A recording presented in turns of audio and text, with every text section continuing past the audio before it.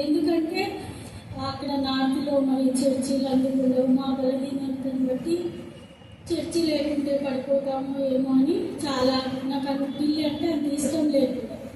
అయితే జాబ్ పరంగా మా వారికి తప్పదు కాబట్టి వెళ్ళవలసి వచ్చింది.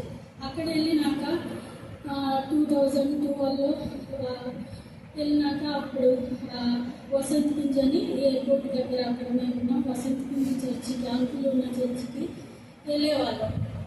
అయితే అక్కడ మాకు ముందు నుంచి 2006లో బాప్తిసం తీసుకున్నాం, దేవునిలో ఉన్నాం.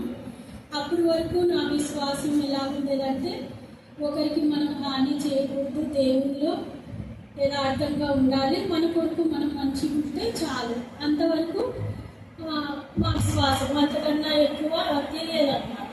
అక్కడికి వెళ్ళినాక అంకుల్ వాక్యం ద్వారా కానీ ప్రతి విషయంలో మరి ఎన్నో విషయాలు నేర్చుకున్నాం అన్నమాట.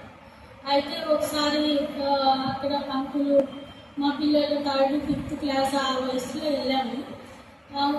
మా పిల్లలు అంటే లాస్ట్ వరకు ఉంది. అంకులు నేను బస్సులో వెళ్ళిపోతున్నప్పుడు కింద అక్కడ వదిలిపెట్టారు, రోడ్డు మీద వదిలిపెడితే ఇంటికి వచ్చేవారు. అట్లా కొంచెం అంటే పిల్లల్ని ఎక్కువ ప్రేమిస్తారు కాబట్టి అంకుల్ మా ఇంటికి రండి అంటే మీరు ఎన్నో ఫ్లోర్ అంటే 5వ ఫ్లోర్ అని చెప్పేవారు. అయ్యా అంత పైకి ఎక్కాలంటే నన్ను గంపలో కూర్చోబెట్టుకొని తీసుకెళ్తారా, లాగుతారా అని.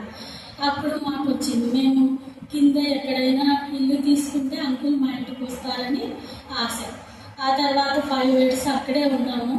మరి లాస్ట్ 2 yearsలో ఒక కింద ఇల్లు తీసుకొని ఎప్పుడైనా పిల్లల్ని వదిలిపెట్టినప్పుడు అంకుల్ని ఆహ్వానిస్తే అంకులు ప్రేమను బట్టి మమ్మల్ని ప్రేమించేదాన్ని బట్టి వచ్చేవారు. అంకులు వ్యక్తిగతంగా వాక్యంగా అంకుల్ ద్వారా మేము నేర్చుకున్నది ఏమంటే మనము మందిరంలో కానీ గృహంలో కానీ బయట కానీ ఎక్కడ ఉన్నా మన సాక్ష్యం కాపాడుకోవాలి. మనం ఎక్కడున్నా ఒకే రీతిగా ఉండాలి. మనసును ఎప్పుడు సంతోషపెట్టకూడదు. దేవుని మహిమకరంగా మన విశ్వాసం ఉండాలి. అది నేర్చుకున్నాము. మళ్ళీ ఏ విషయమైనా కష్టం కానీ దుఃఖం కానీ సంతోషం కానీ ఏది వచ్చినా దేవుని మహిమపరిచి స్తుతించాలి. ప్రతి విషయంలో దేవుని కొరకు మనం కనిపెట్టుకొని ప్రార్థన ద్వారా పొందుకోవాలి. మనుషులు ఎవరో మనకు సహాయం చేస్తారని మనం మనుషుల కొరకు ఎప్పుడు ఎదురు చూసి వాళ్ళ అవకాశం కోసం ఆశపడకూడదు. వ్యక్తిగతంగా ఎప్పుడు వచ్చినా ఇంటికి వచ్చిన ఏదైనా వాక్యపరంగా విశ్వాసం గురించి మనం అంతవరకు నిలబడిగా ఉండాలంటే ప్రార్థన ఎంతో ముఖ్యం. వాక్యానుసారంగా జీవించాలి. ఇవన్నీ ఎన్నో మేము నేర్చుకున్నాం. అంతవరకు మేము ఉన్నాం, ప్రార్థనకి వెళ్తున్నాం, మందిరానికి వెళ్తున్నాం, మందిరంలో పని చేస్తున్నాం, అంతే మాకు తెలుసు. ఈ వ్యక్తిగతంగా ఆత్మీయంగా ఎలా పెరగాలో మేము ఢిల్లీలోనే నేర్చుకున్నాం. 2018లో మాకు ట్రాన్స్ఫర్ వచ్చేసింది హైదరాబాద్ శంషాబాద్ ఎయిర్పోర్ట్. అక్కడ వచ్చినప్పుడు చాలా బాధపడిన, ఎక్కడి నుంచి వెళ్ళొద్దు నేను. లాస్ట్ అంకులు ఇక్కడ ఏదో ఒక వ్యాపారం చేసుకుంటే అయ్యా బిర్యానీ సెంటర్ అయినా వెళ్ళొద్దు అన్న.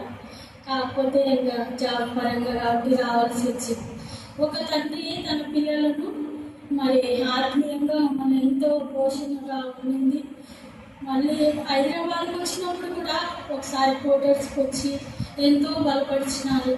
అంకుల్ మేము ఇట్లా హైదరాబాద్ అంటే మీకు ఏ మందిరం దగ్గర ఉంటే అక్కడ వెళ్ళండి, మందిరంలో సాక్ష్యంగా ఉండండి, దేవునికి నమ్మకంగా ఉండండి. ఎప్పుడు ఫోన్లో మాకు అంకుల్కి చేయడానికి భయం అనిపించి ఎప్పుడో ఒకసారి హెల్త్ గురించి కనుక్కోవాలని చెప్పిన పిల్లలను క్రమంగా పెంచండి, మీరు నమ్మకంగా ఉండండి. ఇదే అంకుల్ ద్వారా మేము వినేవాళ్ళం. ఆ తర్వాత ఏమయ్యా పిల్లలు మంచి చదువులు కాలేజీని బట్టి మరి ఫీజులు ఎలా చేస్తున్నారు ఏంటి. ఒక తండ్రి పిల్లలను అడిగినట్టే మమ్మల్ని అడిగేటప్పుడు మేము ఎంతో తక్కువ అన్నమాట. ఏ విధంగా చూసుకున్నాం అంకుల్ నుంచి అంత ప్రేమ చూడగలిగినాం. అంతేకాకుండా ప్రతి విషయంలో అక్కడ కూడా ఉన్న కొద్ది రోజులు సోషల్ మీడియాలో కిచెన్లో కొంచెం పని చేసినప్పుడు కూడా ప్రతి విషయంలో ఎంతో ప్రోత్సహించేటప్పుడు మా పిల్లలు మేము ఈ విషయంలో దేవునిలో ఉన్నామంటే పరలోకం తండ్రిగా మమ్మల్ని ఈ లోకంలో జన్మించి ఈ లోక